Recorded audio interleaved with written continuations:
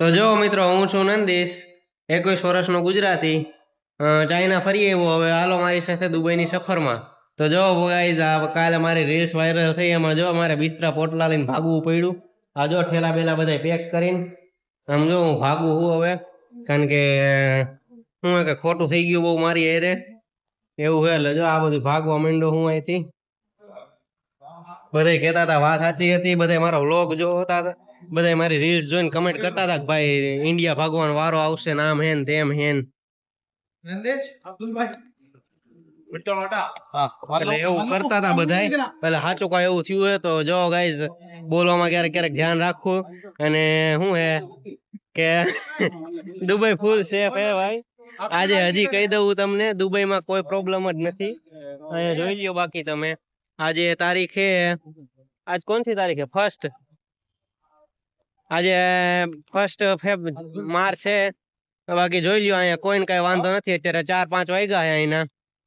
બાકી એમાં એવું હે કે મારે 2-3 દિવસથી રૂમ બદલવાનો હતો, એટલે 1 તારીખ થી બદલવાનો હતો. એટલે હું કાલનો કહું કે હમણાં બદલી નાખું, પણ કાલે ટાઈમ નતો મળ્યો આ બધી વિડીયો બનાવવાના ચક્કરમાં. એટલે આજે આ જો ઠેલા લઈને જાઉં હું. બાકી જોઈ લ્યો તમે, આ દુબઈ જેટલું સેફ હે કે વસ્તુ હે જ નહીં, સમજ્યા તમે. બાકી તો બધા તમારી ના જોઈ. તો જો મિત્રો, આ મારા ભાઈબંધ મને મેલવા આવે છે એક રૂમે થી બીજા રૂમે.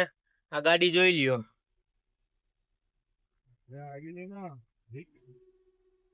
આવી હે ગાડી, હે ને. બાકી આમ હોય, આમ જો ઓલા રાહુલભાઈ બેઠા હે,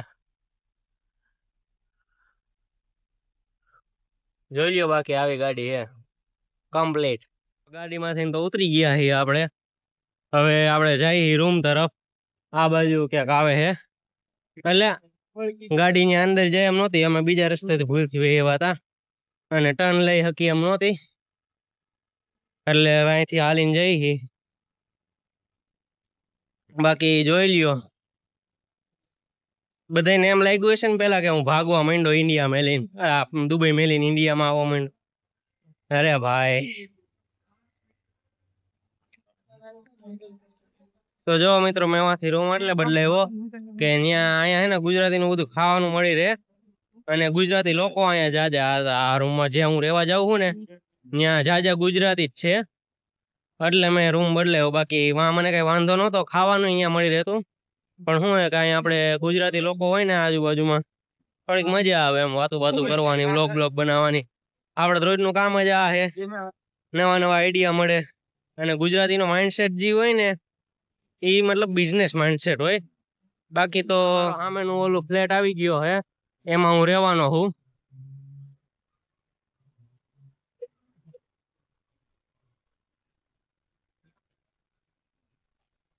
બાકી જો આ ટ્રોલી છે આપણી, ત્રાહા વાંગી ભાગે હારી.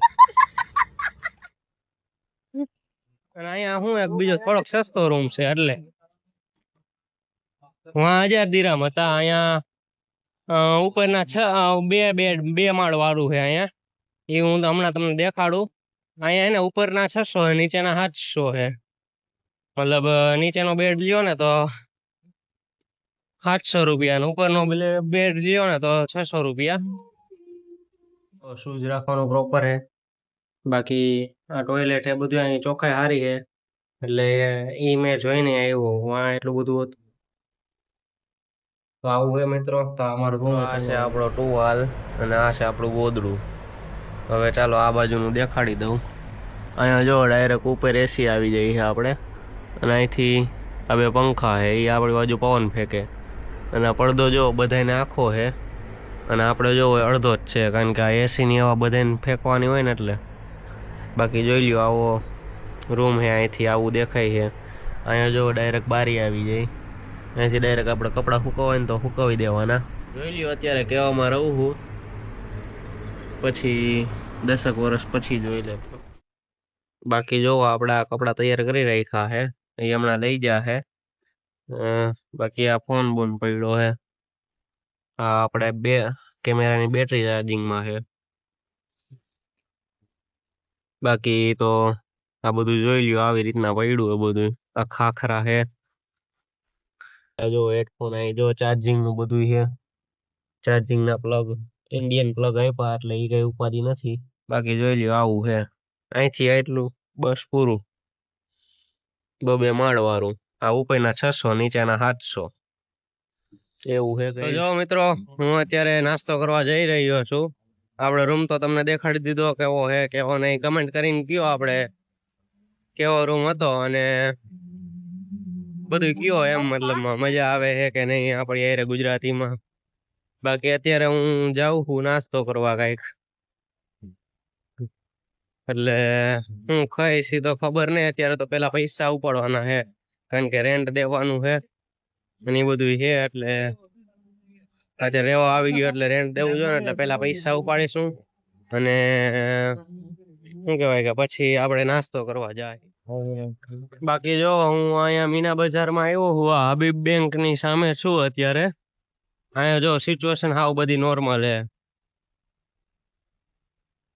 આ જો પોલીસની ગાડી લેન્ડ ક્રુઝર, આ જો ડિલિવરી બોય હે, ડિલિવરી રાઇડર, અહીંયા એને રિસ્પેક્ટ આપે છે.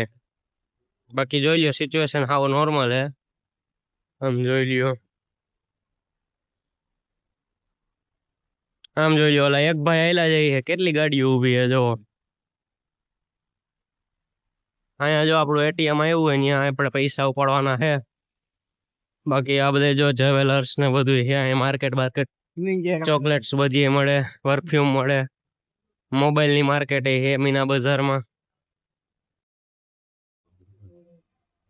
તો જો મિત્રો 100 રૂપિયા ઉપાડ્યા છે, આ નોટ જૂની છે. બાકી જો અત્યારે અમે મીના બજારમાં નાસ્તો કરવા આવ્યા હી. અત્યારે તો 2 નવી નોટ આવી ગઈ છે, પણ આ જૂની નોટ છે. અત્યારે આમ જો આ મીના બજારમાં નાસ્તો કરવા આવ્યા, હવે જોઈ ક્યાં શું ખાવું. આ જો મિત્રો અહીંયા ઓલું ગુજરાતી થાલ હતો ઈ છે, અને અહીંયા આપણે આ બીજા બધા રેસ્ટોરન્ટ છે ગુજરાતી વાળા. આ થોડોક જૂનો એરિયો હે, પણ અહીંયા બધું મળી રહે આપણને ગુજરાતી એમ. આ જો આ દ્વારકાધીશ રેસ્ટોરન્ટ છે.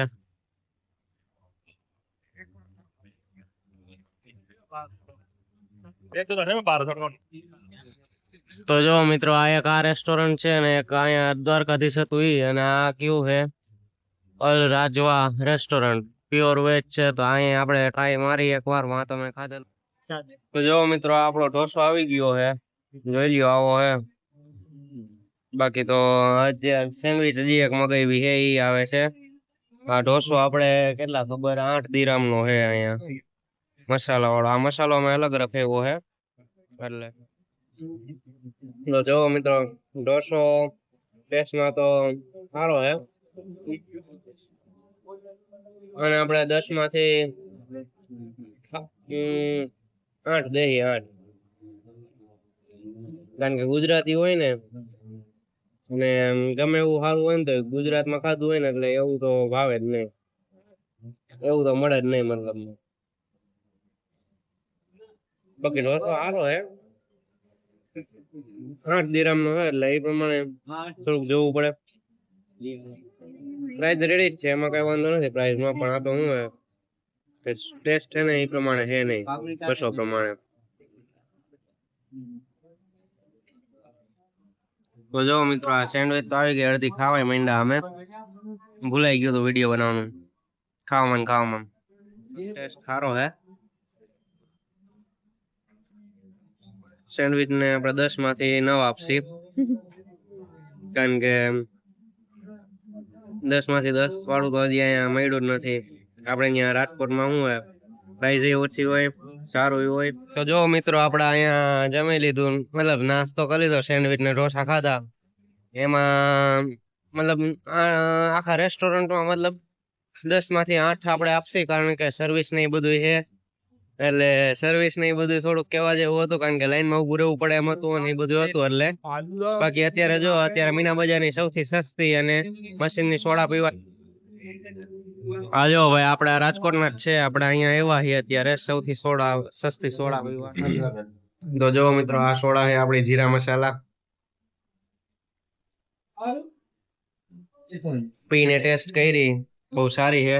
2 દિરામ પ્રમાણે આપણે આને 9.5 દે દવામાં, કારણ કે અહીંયા આવી સોડા મળવી બહુ સારું કહેવાય. અને સેન્ડવિચ ને એ બધું બનાવે છે આ બધાય. સેન્ડવિચ છે, પછી ગાર્લિક બ્રેડ હે, પિઝા હે, બધું બનાવે હે. સારું આવે અહીંનું. મેં 2-3 વાર ખાધું. આપણા દોસ્તાર હે. કેમ છો પબ્લિક? નીતિશભાઈ ને ફોલો કરો, નંદીશભાઈ ને ફોલો કરો, લાઈક કરો, શેર કરો. બાકી જો આ શાક માર્કેટ આવી છે, મતલબ શાક માર્કેટ નહીં પણ શાકની દુકાન બધી, આ શાકભાજી લેવાની એ બધી.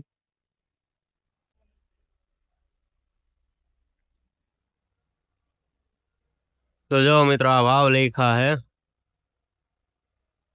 જો ઓનિયન 1 દિરામ ની એ કઈક લખ્યું એમાં કઈ સમજાતું નથી. પર પીસ ઉપર અમુક ના ભાવ હે, પર ઓલા હે. બાકી જોઈ લ્યો આવી રીતના માર્કેટ હે બધી. અહીંયા પાણીપુરી મળે હે. આ કોઈને ખાવું હોય તો આ.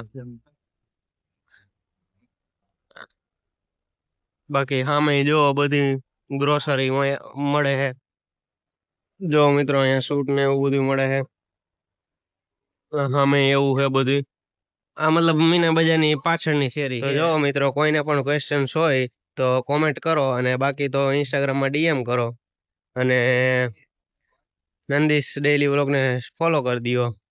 આ ચેનલને આપણી સબસ્ક્રાઇબ કરી દો, અને ચાલો હવે મળીએ નેક્સ્ટ વ્લોગમાં.